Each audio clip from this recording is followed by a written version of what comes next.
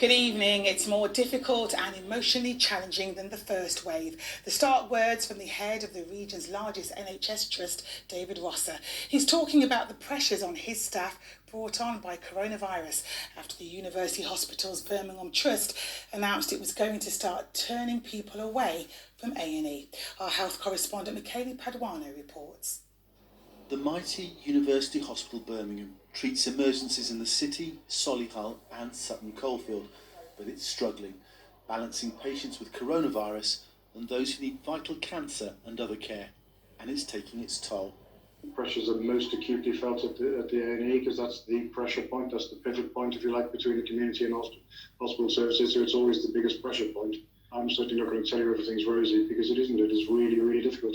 This is much more difficult for my staff and my team than the first wave was. It's more complicated and it's much more emotionally difficult than the first time. The NHS accepts that the patient most at risk is the one that an ambulance has yet to reach. But ambulances have been stuck for hours outside 3 hospitals, unable to offload patients. Figures which were only released following a Freedom of Information request by Midlands Today showed that the problem started in August with 518 ambulances delayed more than an hour across the 3 hospitals. In September there were 777 ambulances trapped for an hour. If October were to continue at the current rate, 994 delays would take place this month. But is there more to it?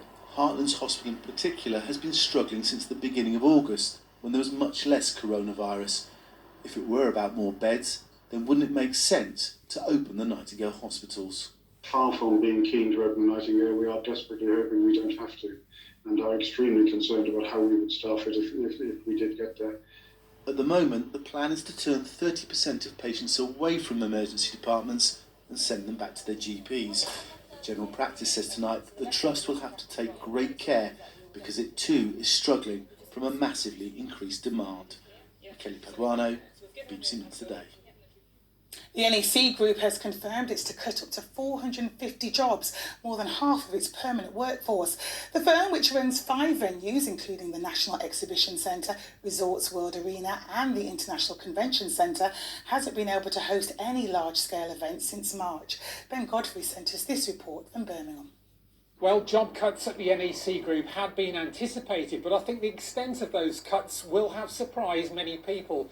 Let's not forget, this is a global events player that has had to cut 450 jobs. Now, pre-pandemic, they were bringing in revenues of around £160 million a year, and that has effectively crashed to near zero. We've got the NEC, no exhibitions or trade conferences going on there. The Utilita Arena behind me, concerts postponed for a year. Also Resorts World Arena, the ICC nearby, and also a hospitality and catering yard. The chief executive says essentially the business has become at the moment unsustainable and they want more government support. They've missed out on packages, the job support package, because they've had little to no trade activity, and the cultural support package is another one they've missed out. They say they're keeping some staff on in readiness for reopening, but of course they don't know when that will be.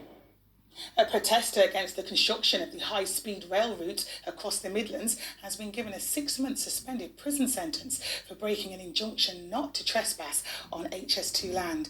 The Transport Secretary in HS2 Limited had alleged that Elliot Kachurian had breached the injunction 17 times. Giles Latcham reports. Justice, they chanted, for Jelly Tot, nickname of Elliot Kachurian from Cheltenham. The Department for Transport and HS2